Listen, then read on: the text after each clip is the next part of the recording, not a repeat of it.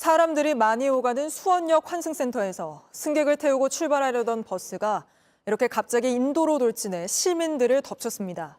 길을 건너려던 70대 여성이 버스에 깔려 숨졌고 모두 17명이 다쳤는데 그중 2명은 중상입니다. 왜 이런 사고가 났는지 경찰이 조사하고 있는데요. 일단 버스 기사가 실수로 브레이크 대신 엑셀을 밟았다고 진술한 걸로 알려졌습니다. 먼저 사고 현장으로 가보겠습니다. 자, 이승관 기자. 지금 거기가 그 버스 정류장이죠? 어쩌다 이런 사고가 난 겁니까? 네, 제 뒤로 부서진 버스 노선 안내판이 보이실 겁니다. 근처를 지나는 사람들이 다칠 수 있어서 이렇게 천으로 묶어놓은 건데요. 버스는 제가 서 있는 이곳 정류장에서 승객을 태운 뒤 출발했습니다. 이 안내판을 들이받았고요. 그런 뒤 3m 정도 앞 저 신호등까지 부딪힌 뒤에야 멈춰섰습니다. 70대 여성 1명이 숨졌고 17명이 중경상을 입었습니다. 버스는 4시간 전쯤에 견인했고 지금은 주변 정리도 마친 상황입니다. 사고 직후 제가 도착했을 땐 버스가 인도 한복판을 가로막고 있었고요. 바닥은 부서진 잔해와 시민들의 핏자국이 뒤섞여 있었습니다. 주변 목격자들은 충격에 빠진 모습이었습니다. 네, 목격자들 이야기도 좀 들어봤습니까? 네, 저희가 만난 목격자들 모두 정말 순식간에 일어난 사고였다고 말했습니다. 대낮인 데다가 사고가 날 만한 상황이 아니었기 때문에 더 충격이 컸습니다. 한 시민은 건물이 무너지는 듯한 큰 소리가 나서 뒤돌아보니 보행로에 올라탄 버스가 부서져 있었다. 현실이 아닌 듯 했다고 말했습니다.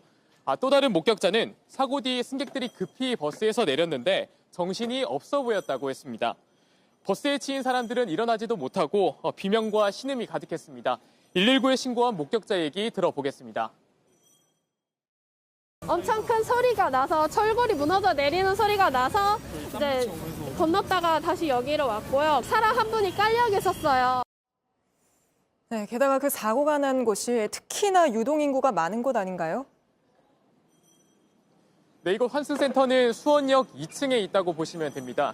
제 옆에 있는 횡단보도 하나만 건너면 기차역과 지하철역, 대형 쇼핑몰로 바로 갈 수가 있는데요. 그만큼 유동인구가 많은 곳입니다. 그래서 이곳을 지나는 시민들은 내게도 일어날 수 있었다는 그런 반응이 많았고요. 또 어떻게 이 지점에서 사고가 난 건지 의아해하기도 했습니다. 지금까지 수원역 환승센터에서 JTBC 이승환입니다.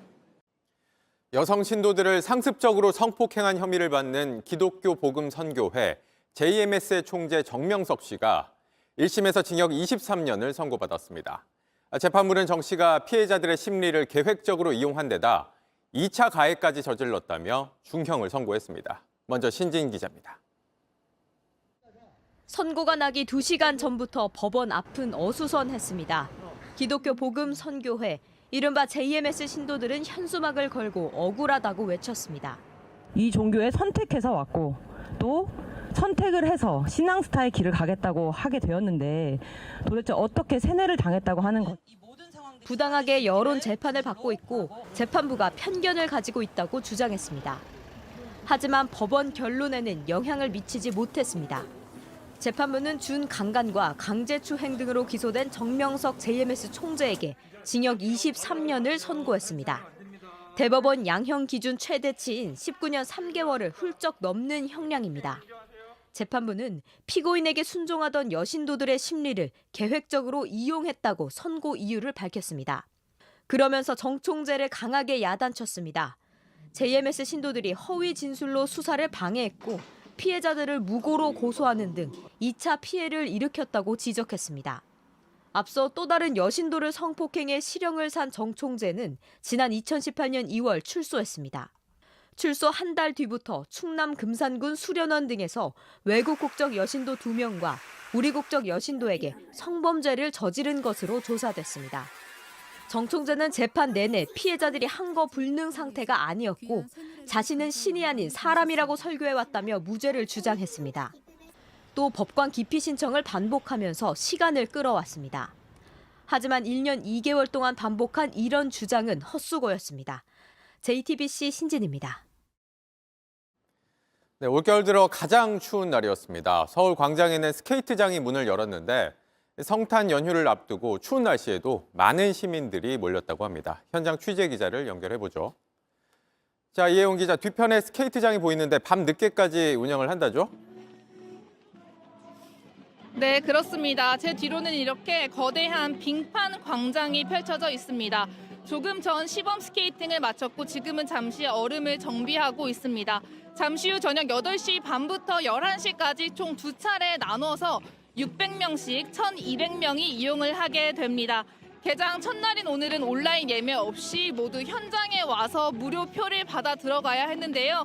매서운 한파에도 불구하고 오늘 낮부터 많은 시민들이 줄을 서면서 인기를 실감할 수 있었습니다. 그냥 젊음으로 밀어붙여보는 맞아 느낌으로 그냥 왔어요. 내일이 없다 생각하고 타는 거지. 네, 밤이 되면서 기온이 더 떨어졌죠. 지금은 얼마나 춥습니까?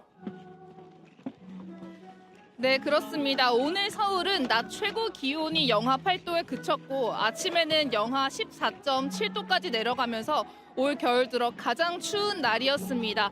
지금도 마찬가지입니다. 지금 제가 나와 있는 서울 중구의 경우 영하 12도, 체감 온도까지 따지면 영하 16도까지 내려가 있는데요.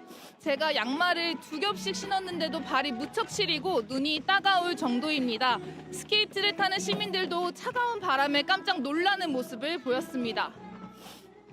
네, 이제 성탄 연휴 기간인 건데 언제까지 추위가 계속될까요? 네, 이번 주 내내 전국을 떨게 한 북극 한파는 일단 내일까지 이어집니다. 내일 아침 전국이 영하 17도에서 영하 4도 사이인데요. 낮에는 영하 3도에서 영하 5도까지 오르지만 오늘보다 조금 나을 뿐 여전히 평년보다는 춥습니다. 크리스마스 이브인 일요일부터 날이 풀립니다. 전국 낮 최고 기온이 0도에서 7도 사이까지 오르는데요.